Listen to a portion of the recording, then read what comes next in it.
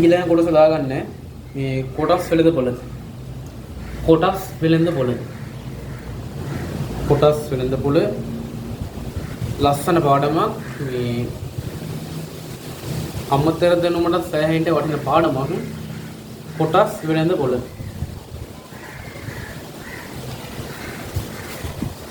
පාඩම වෙලා ආතල් පාඩමක්. මේ ඇත්තට මේක ජීවිතේට සෑහෙන්න වටිනවා. මොකද මේ මොකක් ඔය බිස්නස් කරන කට්ටියම කොටස් වෙනද වලත් එක්ක ගනුදෙනු කරනවා. මේ ඉස්සරට විස්තර කියන්න දැන් මේ වෙලාව නැහැ. මේ දාගන්න මාතෘකාව කොටස්. කොටස් වෙනද පොළ යටතේ දාගන්න අනුමාතෘකාව කොටස්. කෙලින්ම දාගන්න පළවෙනි ගානක කියන්නම් මොනවද මේ කොටස් කියන්නේ ඔක්කොම කියන්න. තියාගන්න. C සමාගමක ප්‍රාග්ධනය වූ රුපියල්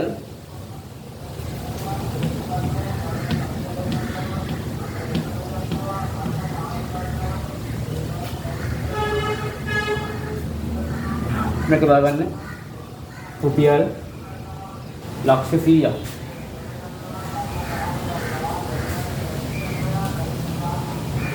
කෝටිය දාගන්න ලක්ෂ 100ක්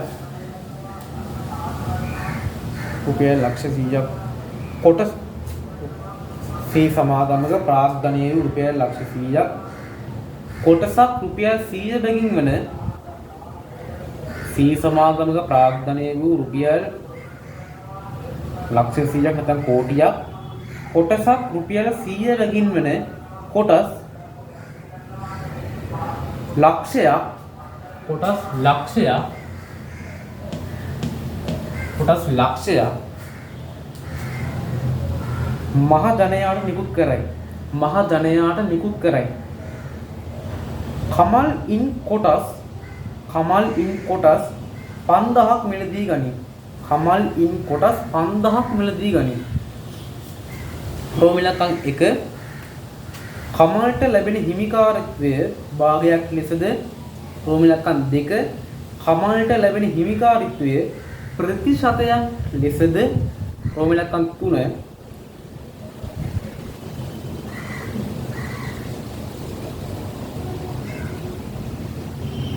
ඔහු ආයෝජනය කළ මුදල සොයන්න.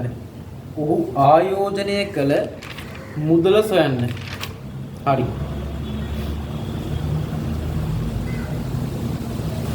මේ කෙටි හැඳින්වීමක් කරන්නම්. මොකද මේ දැන් කොටස් වෙනද පොළ කියන්නේ උඹත් දෙල කතා කරන්න තියෙන මේ මාතෘකාව යටතේ දැන් මේ කතා කරන්න ගියොත් අපේ අරමුණට අපිට යන්න හම්බෙන්නේ නැහැ. මොකද අපේ අරමුණ ඇවිල්ලා මේ පාඩම සම්පූර්ණ විස්තර කිරීමක් නෙවෙයි.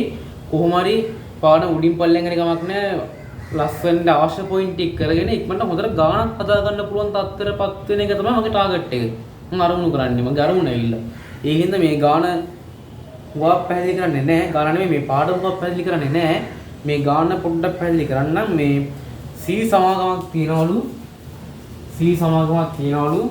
ඔය සමාගමේ ප්‍රාග්ධනය ඇවිල්ලා කියන වටිනාකම ඇවිල්ලා රුපියල් ලක්ෂ 100ක්. ලක්ෂ 100ක් වටිනා මේ ප්‍රාග්ධනයේ තියෙනවා. හරි. අවුලක් නැහැ. දැන් මේ සමාගමේ ප්‍රාග්ධනය කියන්නේ මේ සමාගමේ ප්‍රාග්ධනය දැන් මේ සමාගම ටික දවසක් ගියාට පස්සේ එක්තරා කාලයකදී මේක මේ ප්‍රාග්ධනයේ සමාන කොටස් වලට කඩනවා. ප්‍රාග්ධනයේ සමාන කොටස් වලට කඩනවා. දැන් මේක හැටියට මේක නම් කොටස් නේ පොඩ්ඩක් හැපින් 1 2 3 4 එකතු කරාම 1 3 4 5 1 2 3 4 5 6 7යි. කොටස් 35ක් වගේ මෙතන තියෙන්නේ. කොටස් 35ක් වගේ තියෙන්නේ. එහෙම නෙවෙයි මේ සමාගම කොටස් ලක්ෂයකට කඩනවලු. ඒ කියන්නේ මේ සමාගමේ ප්‍රාග්ධනයේ සමාන කොටස් ලක්ෂයකට කඩනවලු. එහෙම කඩලා ඒ කොටස් මහතනයා නිකුත් කරනවලු. ඒ කියන්නේ කැමති කෙට්ට ඒ කොටස් ගන්න පුළුවන්. එහෙම මහතනයා නිකුත් කරද්දී කොහෙවත් නැති කමල් කෙනෙක් ඇවිල්ලා මේකෙන් කොටස් 5000ක් මිලදී ගන්නවලු. මේකෙන් කොටස් 5000ක් මිලදී ගන්නව කවුද? කමල්. කොතරද කොටස් 5000. මෙන්න කොටස් කොතර තියනවද? ලක්ෂයක් තියෙනවා. මේක වටිනාකම කොච්චරද මේ සමාගමේ ප්‍රාග්ධනය කොච්චරද? මෙච්චර.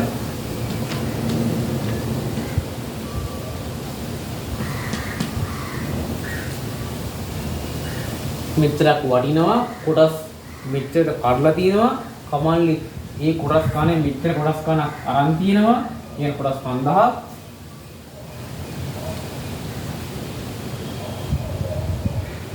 කොටසක් කී ගණන් දෙන්නේ රුපියල් කී ගණන්ද කොටසක් රුපියල් 100 ගණන් දෙන්නේ කොටසක් රුපියල් 100 ගණන් තමයි දෙන්නේ. ඒ කියන්නේ කමල් මේ 5000ම ගන්න ඕනේ රුපියල් 100ව 5000ක් දීලා ගන්න ඕනේ. ඒ කොටසක් 100යි කොටස් කොච්චරක් ගන්නවද 5000ක් ගන්නවා. රෝමිලක්ක එකෙන් අහන්නේ කමල්ට ලැබෙන හිමිකාරීත්වයේ භාගයක් කිස දක්වන්නේ. කමල්ට ලැබෙන හිමිකාරීත්වයේ භාගයක් කිස දක්වන්නේ. දැන් තේරෙන්න ඕන මේ සමාගම කොටස් මෙච්චරකට බෙදලා මේකෙන් කොටස් ගණනාවක් කමල් ගත්තාම ඇත්තටම දැන් මේ සමාගමට සම්පූර්ණ අයිතිය තියනවද? මේ සමාගමේ අයිතියේ හිමිකාරීත්වය සම්පූර්ණයෙන්ම සමාගම සතුයිද? නෑ. ඇයි මේකෙන් මේ පොඩි කොටස් ගන්න කමල් අරන් තියෙනවා. ඒ කියන්නේ කමල්ට පොඩි අයිතියක් තියෙනවා සමාගමෙන්. ඔක්කොමයි නෑ. කොටස් 5000ක් නම් තියෙන්නේ නේද? ඔක්කොමයි නෑ. හැබැයි චූටි හිමිකාරීත්වයක් තියෙනවා. ඒ ගාණෙන් අහන්නේ හිමිකාරීත්වය භාගයක් ලෙස දක්වන්න කියලා. ඒ හිමිකාරීත්වය භාගයක් ලෙස දක්වන්න එක තමයි අහන්නේ. භාගයක් ලෙස දක්වන්න කියලා තමයි අහන්නේ. හරි. මේ කොහොමද එක හදුම වෙනම් කොටස් කොතරක්ද? කොටස් ලක්ෂය. කොටස් කොතරක්ද ගන්නෙ? කොටස් 5000.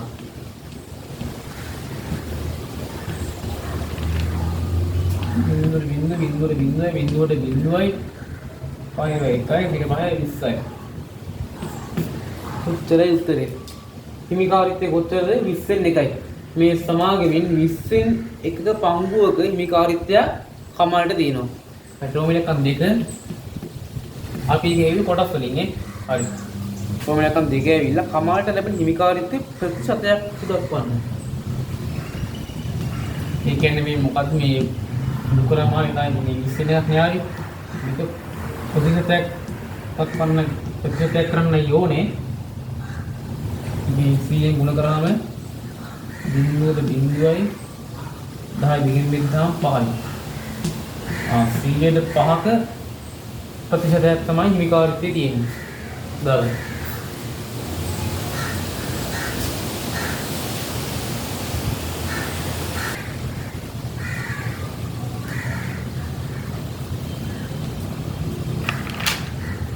හරි. මේ රෝමිලකම් 3 ඔහු ආයෝජනය කළ මුදල සොයන්න. පට්ටලේසි ආයෝජනය කළ මුදල සොයන්න.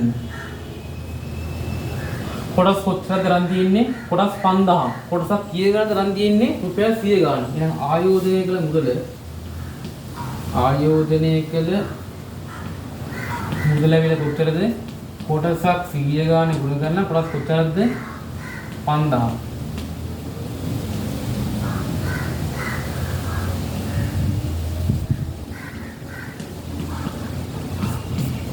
මේ කියන්නේ රුපියල් ලක්ෂ 5ක් ආයෝජනය කරලා තියෙනවා. හරි. ඕක තමයි කොටස් කියන්නේ. මේ දාගන්න ඊළඟ මාතෘකාව ලාභාංශ.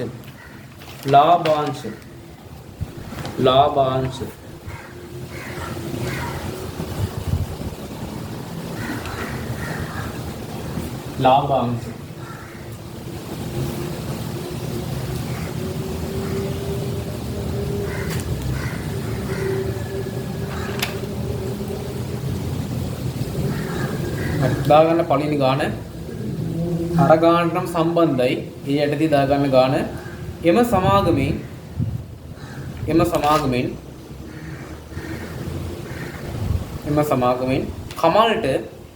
කමල්ට එහි කොටසකට රුපියල් 4ක වාර්ෂික ලාභාංශයක් ගෙවයි. රුපියල්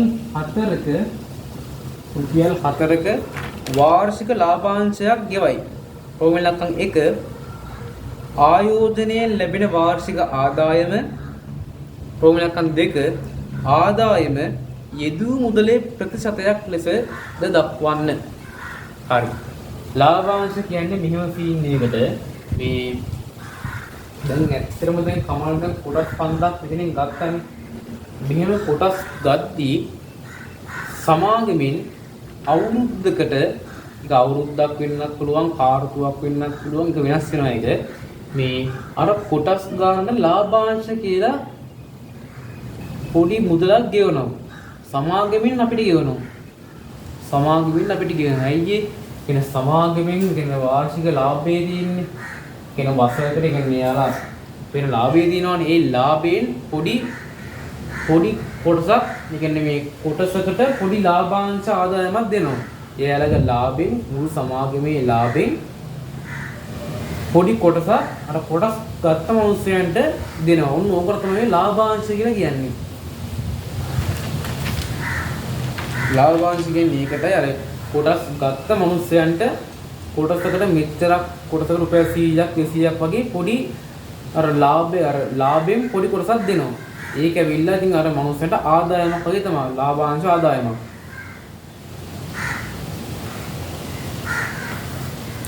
හරි දැන් ප්‍රශ්නෙන් අහන්නේ ආයෝජනයෙන් ලැබෙන වාර්ෂික ආදායම. ආයෝජනයෙන් ලැබෙන වාර්ෂික ආදායම. වාර්ෂික ලාභාංශයක් තමයි මෙයාලා ගෙවන්නේ. ඒ කියන්නේ හැම අවුරුද්දකටම කමල්ට අර සමාගමෙන් කොටසකට රුපියල් 4 ගාණක් ගෙවනවා. කියන්නේ කමල්ට දෙනවා. කියන කමල්ට කමල් කොටස් 5000ක් ගත්තානේ.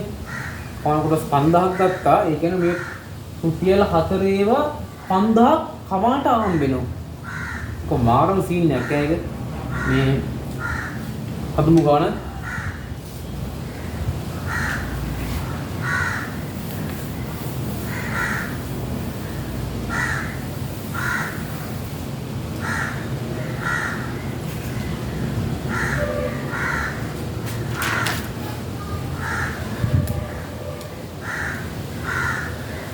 वार्षिक आदाय वार्षिक आदाय में लाभांश दिए हतरई रुपये हतरई कोटस गतद 5000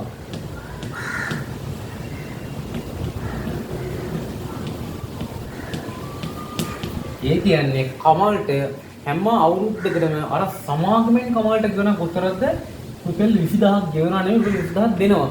කියන සමාගමකට ලාභයෙන් කොටස් කරුවන්ට දෙනවා. කොටස් ගත්තුවට කියන කොටස් කරුව කියලා කියන්නේ මේ සමාගමේ වාර්ෂික ලාභයෙන් පොඩි ලාභ කොටසක් අර කොටස් කරුවන්ට දෙනවා. අන්න එහෙම මේ කියන අවුරුද්දකට කමල්ට හම්බෙන රුපියල් 20000ක් හම්බෙනවා. ඒ කියන්නේ සමාගමේ රුපියල් 20000ක් දෙනවා කමල්ට. හරි තෝ වෙනක් නම් ඒක හරි ගන්න.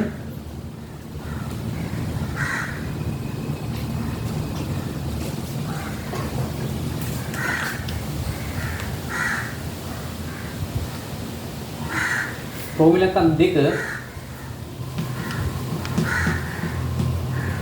දෙක ආදායම යෙදූ මුදලේ ප්‍රතිශතයක් ලෙස ආදායම යෙදූ මුදලේ ප්‍රතිශතයක් ලෙස ආදායම කොච්චරද? රුපියල් 20000යි.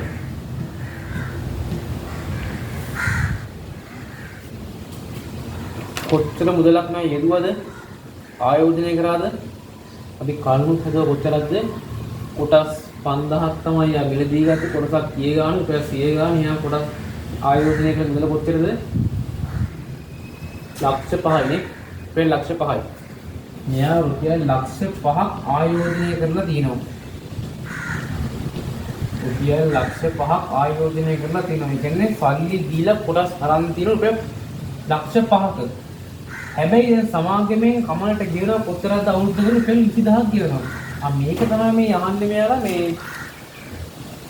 මේක වෙන කොච්චර ප්‍රතිශතයක්ද කියලා තමයි යහන්නේ. යෙදූ මුදලෙන් කොච්චර ප්‍රතිශතයක්ද කියලා තමයි යහන්නේ මේ ආදායම. ඊළඟ ප්‍රතිශත කරන්නේ නම් 100 ගුණ කරන්න ඕන. 100 ගුණ කරන්න ඕන. බිංදුවට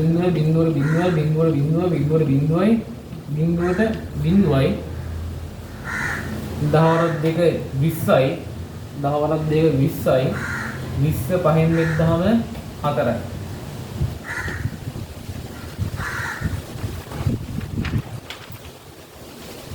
4යි.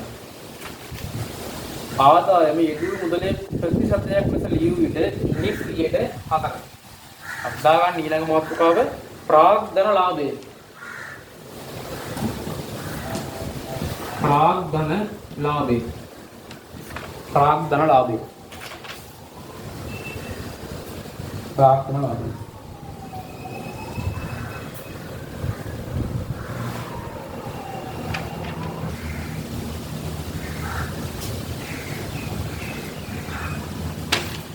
හරි දැන් දාගන්න මේ ප්‍රාග්ධන ලාභයේ මාතෘකාව දාලා මේ ප්‍රාග්ධන ලාභය වල සූත්‍රයක් තියෙනවා මෙන්න මේක මේ ප්‍රාග්ධන ලාභයේ සමානයි කොටසක විකුණුම් මිල අඩු කරන කොටසක ගැනුම් මිල කොටු කරලා දාගන්න ප්‍රාග්ධන ලාභය කියන්නේ ඔකටයි ප්‍රාග්ධන අලාභය කියන්නේ මේක මිලින් අනිත් පැත්ත. ඒ කියන්නේ අලාභයක් කියන්නේ මේ විකුණුම් වලට ගැනුම් මිල වැඩි වුණොත් නේ. එතකොට ගැනුම් මිලෙන් තමයි විකුණුම් මිල අඩු කරන්නේ. ඒ කියන්න ඕන දෙයක් නෙමෙයි ඒක තේරෙන්න ඕන. මේකට තමයි මොකද්ද අලාභය කියන්නේ. ඕනනම් මේක අතින් දාගන්න. බේසිකේ මේක දාගන්න මොකද්ද ප්‍රාග්ධන ලාභය සමානයි කොටස විකුණුම් මිලෙන් අඩු කරන කොටස ගැනුම් මිල. ප්‍රාග්ධන අලාභයක් සිදු වුණොත් මේක අනිත් පැත්ත තමයි මේ තියෙන්නේ. එච්චරයි තියෙන්නේ. මොකක්ද මේ ප්‍රාග්ධන ලාභය ප්‍රාග්ධන අලාභය මොකක්ද මේ ලාභ අලාභ තියෙන්නේ?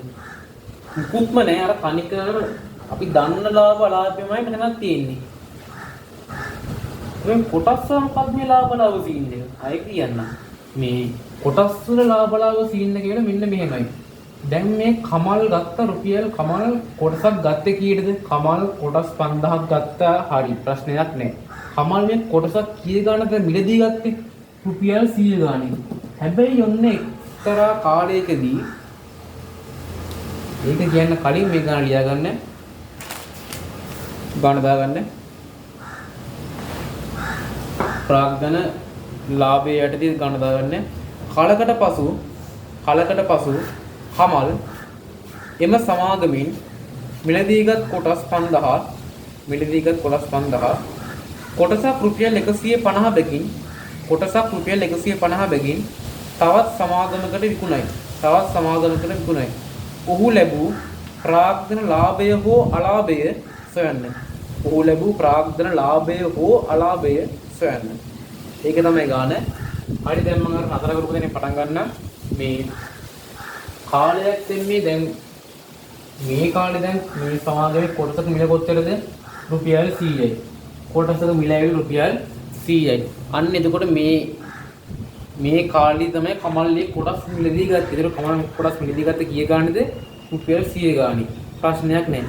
ඔන්න දැන් තවත් කාලයක් ගියාට පස්සේ මේ වැඩේ සිද්ධ වෙලා ටික කාලයක් ගියාට පස්සේ මේ සමාගමේ කොටසක් මේ සමාගමෙන් කියන්නේ මේ කමල් මේ සමාගමේ කොටස් තියනවානේ කොටසක මිල තියනවානේ මේ කොටසක මිල වැඩි වෙනවා. කාලයක් ගියාට පස්සේ සමාගමේ මේ කොටසක මිල මේ කියන්නේ කොටස් වල මිල වැඩි වෙනවා. එතකොට ඒ කාලේ වෙනකොට කමල් කරන වැඩි අර කමල් ගාව තිබ්බනේ කොටස් 5000 කමල් ගාව තිබ්බ කොටස් 5000 කමල් කොටසක් කීය ගානද ගත්තේ? රුපියල් 100 ගාන තමයි ගත්තේ. දැන් කමල් කරන්නේ කාලයක් ගියාට පස්සේ කමල් ගාවක් තියෙන මේ කොටස් 5000 ආපහු වෙනත් සමාගමකට විකුණනවා. මාරම සීන් එක මේක. දැන් කමල් ගාව තියෙන මේ කොටස් 5000 ආපහු වෙනත් සමාගමකට විකුණනවා. අපි මොකක්ද ඒ කියලා දාමු. කමල් ළඟ තිබ්බ රුපියල් මේ කොටස් කමල් ළඟ තිබ්බ කොටස් 5000 වෙනස් සමාගමකට මේ කමල් විකුණනවා. ඒ විකුණන්නේ කොටසක් කීය ගානේද? 150 ගාන තමයි විකුණන්නේ. 150 ගානේ තමයි විකුණන්නේ. මාගරම සීන් නම් මේක. දැන් බලන්න දැන් අපෙන් ගාන අහන්නේ ඔහු ලැබූ ප්‍රාග්ධන ලාභය හෝ අලාභය සොයන්නේ.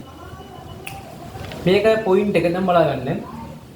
කමල් එක්තරා අතීතයේ කියන්නේ එක්තරා කාලයකදී කමල් කොටසක් කීය ගානද ගත්තේ? රුපියල් 100 ගානේ ගත්ත කොතරම්ද කොටස් 5000. ඒ කාලේ ගත්තා. දැන් මේ කාලෙදී කමල් තවත් සමාගමකට එයාගාව තිබ්බේ කොටස් ගාන විකුණනවා. ඒ විකුණන්නේ කීය ගන්නද? 150 ගානේ. දැන් තේරෙන්න ඕන ආයේ නම් රුපියල් 100ට ගත්ත කොටස් දැන් දෙන්නේ කී ගානද? 150 ගානේ. එහෙනම් දැන් එතන තියෙන ලාභයක්ද අලාභයක්ද? දැන් තේරෙන්න ඕන අඩුවට අරන් වැඩියට දෙන සීන් එකක් තියෙන්නේ. ඒ කියන්නේ මේ ඇවිල්ලා ප්‍රාග්ධන ලාභයක් තියෙන්නේ. එහෙනම් කෙලින්ම ප්‍රාග්ධන ලාභය වෙන්නේ ප්‍රාග්ධන ලාභය සමානයි සූත්‍රය ලිව්වා ආදේශ කරා. ආදේශ කරමු. කොටසක විකුණුම් මිල 150යි. කොටසක ගැනුම් මිල 100යි. ලාභ කොච්චරද? 50යි.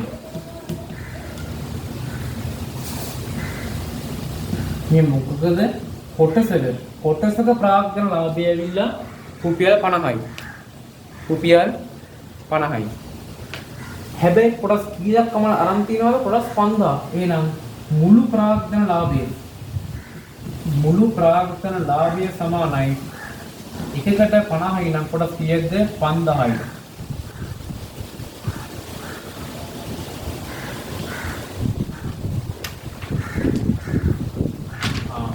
එහෙනම් මුළු ප්‍රාග්ධන ලාභය රුපියල් 2,50,000යි. 2,50,000යි.